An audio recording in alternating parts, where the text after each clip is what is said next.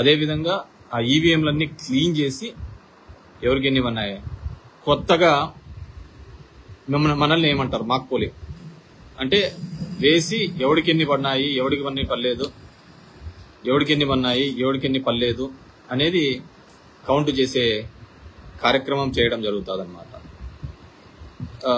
అది ఎట్లుంటుందంటే మామూలుగా ఏదైనా ఒక హుండీలో ఎంత డబ్బులు ఉన్నాయి ఎంచమంటే ఆ హుండీలో డబ్బులన్నీ దోచేసుకున్న తర్వాత ఇప్పుడు అందరూ డబ్బులు వేయండి, ఈ డబ్బులంతా మేము ఎంచుతాము అన్నట్టుగా ఉంది. ఇప్పుడు కౌంట్ అది కాదు కదా, కౌంట్ చేయాల్సింది ఏంది, అందరికీ ఉన్న అనుమానాలు ఏంది. ఇప్పుడు నేను ఒక్కడనే మాట్లాడడం కాదు, చాలా మంది ప్రముఖులు మాట్లాడినారు, దేశవ్యాప్తంగా లీడర్స్ అందరూ కూడా మాట్లాడుతున్నారు. ప్రతి ఒక్కరికి ఉన్న అనుమానం, ఎందుకంటే మన దగ్గరికి వస్తున్నారు, చాలా మంది దగ్గరికి వస్తున్నారు, మేము వేసాము ఎక్కడికి పోయినాయి ఓట్లు అనేది ప్రతి ఒక్కరికి ఉన్న ఆలోచన విధానం అన్నమాట. సో అందరికీ ఆ డౌట్ ఉన్నప్పుడు